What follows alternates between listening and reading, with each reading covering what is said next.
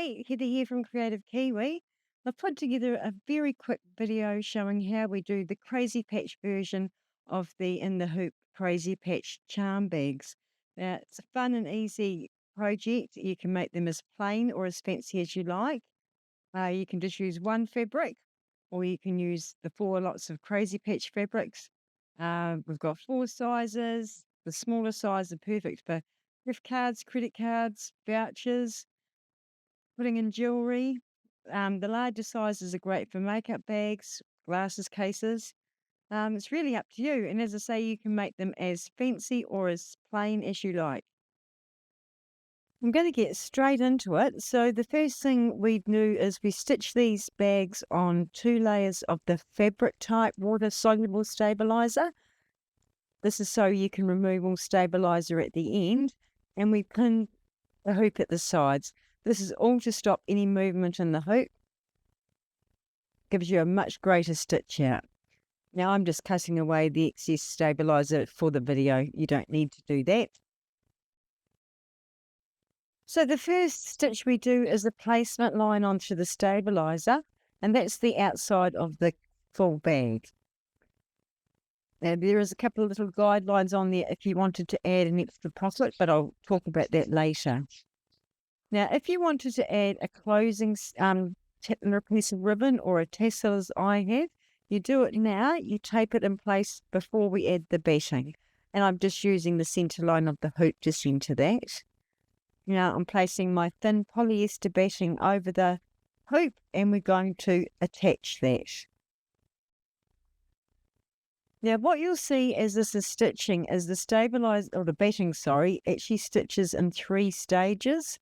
What I've done is I've created it so that you can cut away just on the fold lines. But it's quite a small gap, but you will be able to actually cut that batting away, which makes the bag easy to fold, and that just takes the bulk out. Now, if you find it's too small to cut out, leave it there. It's not going to be an issue. It's just really, if you want to, you can take that bulk out of the fold seams. You'll also see for this version that we've got the fabric placement lines. For the one fabric version, you just get the 3 different layers on the batting.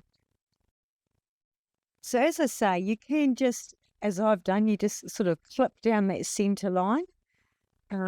If you find it too hard, particularly the smaller size, you can leave it, or just snip once down the middle. That will at least take a little bit of bulk out of the fold. Otherwise, I mean, normal bags, we don't do this anyway, so it's not a big drama. But we do cut away that excess batting around the edges.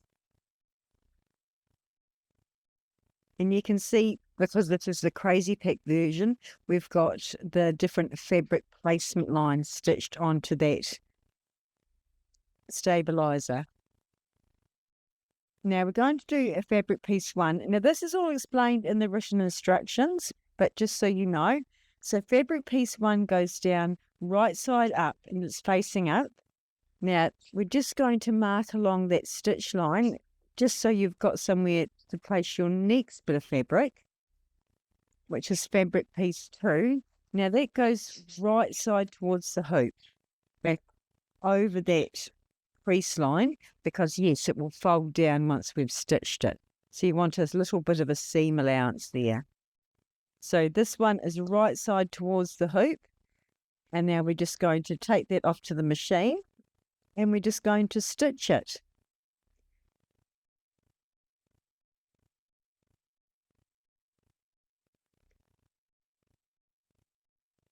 At the machine, I'm just going to trim away that excess fabric, and I leave about 1/4 inch seam allowance. And we just fold back that second piece of fabric, and we're going to do the next stitch, which will just secure both pieces of fabric. So this is called stitch and clip. And as I say, it's all written in detail in the step-by-step instructions. There we go. There's the first 2 pieces of fabric. I'm just removing the excess to make it easier for the video. And so leave at least 1/4 inch at those seams at the top and bottom, a little bit more around the sides because you are going to cut it away eventually. We're going to now add our third piece of fabric.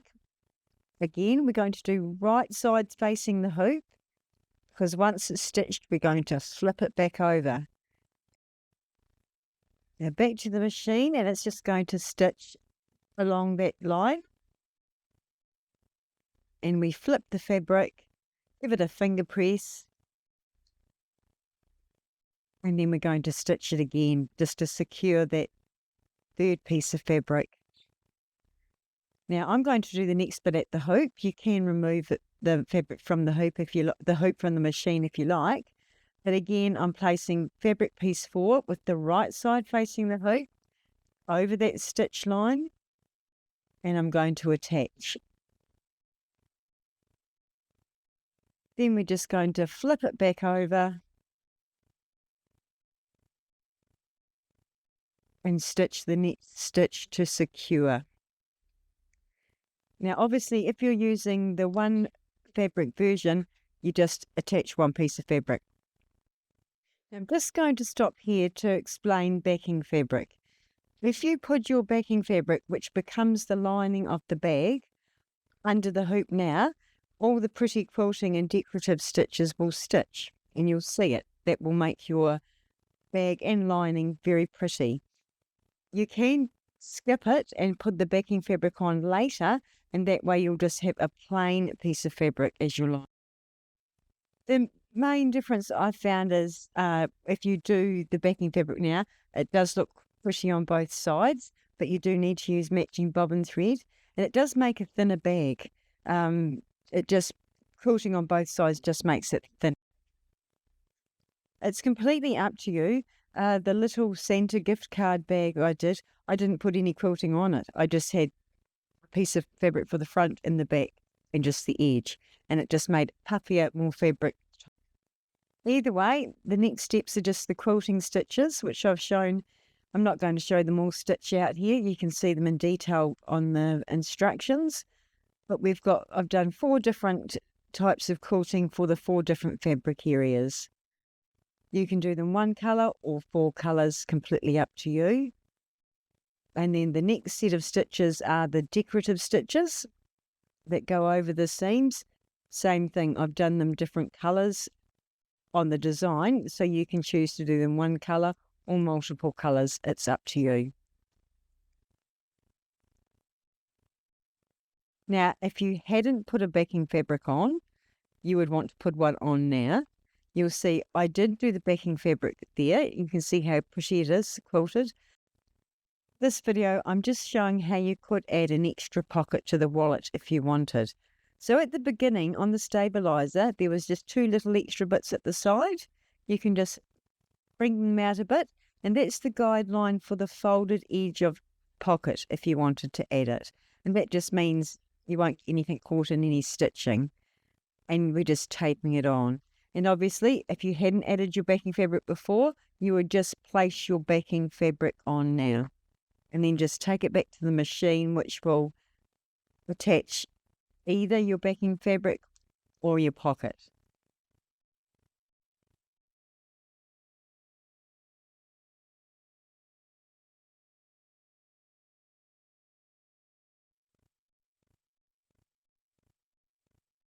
Now we're just off to cut away that excess fabric on the front and back of the hoop. Let's say this is the more time-consuming bag. 1 fabric, you're done so quickly.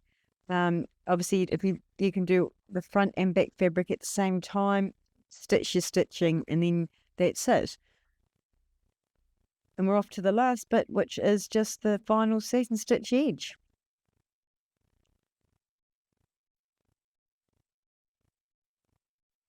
Now we're just going to cut away that excess fabric at the side, stabilizer at the sides, without cutting off our tassel. That's the bag made. So you see you'll feel the fold lines, and all we need to do is either do a quick zigzag stitch along the side on your sewing machine. If you really wanted, you could use fabric glue to stitch along those 2 side edges.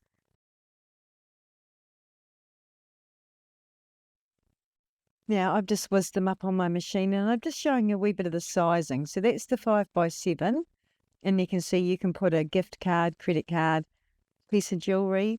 Now, you don't have to use a cam snap. See, you could actually fold a little gift card in like that. How cute is that for gift giving for this time of the year? The 6x10 size with the extra pocket piece, that perfect size for a tissue holder, which would look gorgeous in your handbag. Or the next size up, we've got the 8x10, and I will put a cam snap on that because that's my new glasses case. And there is a bigger size, the 10x16, I haven't got a sample of. And again, you can use cam snaps or leave it like that. Completely up to you. Thanks so much for watching.